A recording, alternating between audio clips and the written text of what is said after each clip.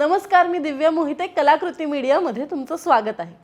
माधुरी दीक्षित, बस नाम ही काफी है. नुसतं नाव जरी घेतलं किंवा ऐकलं तरी आपल्याला माधुरीची अख्खी कारकीर्द डोळ्यासमोर येऊन जाते. तिच्या अदा, तिचं हसणं, तिचा बोलका अभिनय आणि डोळे आणि भारी भन्नाट गाण्यांवर थिरकणं, सगळंच कसं लक्षवेधी. तिच्या नृत्यात तर जान असायचीच. आजही कधी माधुरीचा डान्स असलेलं गाणं टीव्हीवर लागलं असलं की माणूस कितीही घाईत असला तरी आवर्जून थांबतोच. त्यात माधुरीची काही गाणी तर अशी आहेत की अनेक जण ती आजही आवर्जून ऐकतात, पाहतात आणि ऐकत बसतात. त्यातलं अग्रस्थानी असलेलं सगळ्यांचं आवडतं आणि फेमस गाणं म्हणजे 1 2 3. माधुरी एखाद्या नक्षत्रासारखी या गाण्यात दिसली. त्या काळी तर या अजरामर गाण्यांची लोकांना नशाच चढली होती.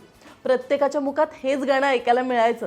आजही आपण हे गाणं लागल्यावर या गाण्याचे बोल आपोआप गायला, म्हणायला सुरुवात करतो आणि माधुरीला आठवतं. पण मित्रांनो, तुम्हाला माहिती आहे का, 1 2 3 या गाण्याचा सुद्धा एक मस्त किस्सा आहे जो धनंजय कुलकर्णी यांनी त्यांच्या किस्से सिनेमातले या पुस्तकात लिहून ठेवलाय. माधुरी दीक्षित सगळ्याच बाबतीत अग्रेसर अभिनेत्री तर होतीच, शिवाय तिच्या अनेक भूमिका आणि अनेक गाण्यांवरची दृश्य लक्षात राहणारी होती. पण तिला खऱ्या अर्थाने प्रसिद्धी मिळवून दिली ती 1 2 3 याच गाण्याने. 1 2 3 हे गाणं आहे तेजाब या चित्रपटातलं. एवढंच काय तर तेजाब या चित्रपटाला सुद्धा या गाण्यामुळे ओळख मिळाली. या गाण्याविषयीचा एक किस्सा सांगायचा म्हणजे तेजाब या चित्रपटात तरुणाईला अपील होईल असं काहीतरी नवं गाणं चित्रपटाचे दिग्दर्शक एन चंद्रा यांना हवं होतं. हल्ली जशी आयटम सॉंग्स असतात त्या पातळीला न जाता चांगली, सोबर पण जरा हटके अशी गाणी तेव्हाच्या सिनेमात असायची आणि तेव्हाची तरुणाई याच गाण्यांवर थिरकायची आणि मजा करायची. तर त्यावेळी सिनेमात जरा हटके गाणं हवं असं ठरलं आणि दिग्दर्शक, निर्माते, संगीतकार, गीतकार यांच्या भेटीगाठी सुरू झाल्या. काय करायचं, कुठल्या पद्धतीचं गाणं करायचं हे ठरत नव्हतं. गीतकार जावेद अख्तर आणि संगीतकार लक्ष्मीकांत प्यारेलाल यांच्या बऱ्याच मीटिंग्स झाल्या. त्यांना गाण्याच्या सिच्युएशनविषयी कल्पना देण्यात आली, पण कितीतरी दिवस हाती काही लागत नव्हतं. खूप चर्चा रंगायच्या, प्रयोग केले जायचे, पण काही जमून येईना. शेवटी अख्ख्या टीमने या गाण्याच्या विषयावर विचार करायचं सोडून दिलं. आपण एखाद्या गोष्टीचा खूप विचार करत राहिलो आणि आपल्याला एखादी गोष्ट हवी, घडावी असं वाटत असतं, तेव्हा ती गोष्ट हमखास घडतच नाही. पण ज्या क्षणी आपण त्या गोष्टीचा विचार करणं सोडून देतो त्या क्षणी ती गोष्ट आपल्याला हवी तशीच घडते आणि आपल्या लक्षातही येत नाही. एन चंद्रा यांच्या बाबतीतही असंच काहीचं घडलं. ज्या क्षणी त्यांनी या हटके गाण्यासाठीचा विचार करणं सोडून दिलं त्या क्षणी त्यांना कधी काळी ऐकलेली एका कोळी गीताची चाल आठवली आणि त्यांना असं जाणवलं की या चालीत आपल्याला हवं तसं हटके गाणं व्यवस्थित गुंफलं जाऊ शकतं. त्यांनी लगेचच हालचाल केली आणि त्यांना आठवलेली कोळी गीताची चाल ताबडतोब लक्ष्मीकांत प्यारेलाल यांना डांग डिंग डिंग डांग अशा डच्या बाराखडीत म्हणून दाखवली. लक्ष्मीकांत हे मराठी असल्यामुळे त्यांना ही कोळी गीताची चाल अनोखी पण चटकन आठवली. लक्ष्मीकांत यांनी लगेचच आपली हार्मोनियम काढली आणि त्यावर ही चाल वाजवून पाहिली. त्यावर डमी बोल सुद्धा म्हटले. डच्या बाराखडी ऐवजी त्यांनी 1 2 3 4 असे अंक म्हणायला सुरुवात केली.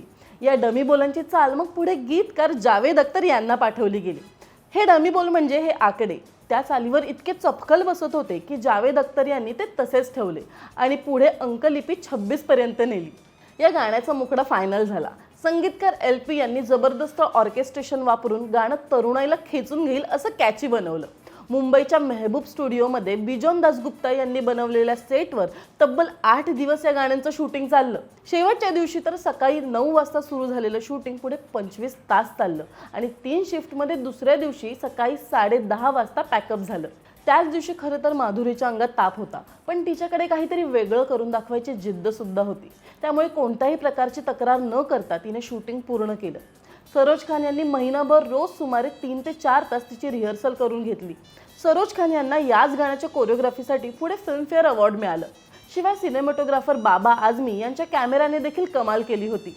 या गाण्याचे ग्लिम्सेस बघितल्यावर अनिल कपूरने तर एन चंद्रा यांच्याजवळ हट्टच धरला आणि हेच गाणं मेल व्हर्जनमध्येही बनवायला लावलं. थोडक्यात एन चंद्रांना आठवलेली कोळी गीताची चाल, लक्ष्मीकांत प्यारेलाल यांचे जबरदस्त संगीत, जावेद अख्तर यांचे चपकल शब्द, अलका याग्निकचा भेदक आवाज, सरोज खान यांची कमाल कोरिओग्राफी आणि अर्थातच माधुरीच्या मोहक अदा, या सगळ्यांमुळे हे गाणं पुढे इतकं फेमस झालं की या गाण्याने अनेक रेकॉर्ड्स तोडले आणि नवीन रेकॉर्ड्स बनवले. अर्थातच हे गाणं अजरामर झालं. तर मित्रांनो, अशाच नवनवीन आणि भन्नाट गोष्टी जाणून घ्यायच्या असतील तर कलाकृती मीडियाला फॉलो, लाईक, शेअर आणि सबस्क्राईब करायला विसरू नका.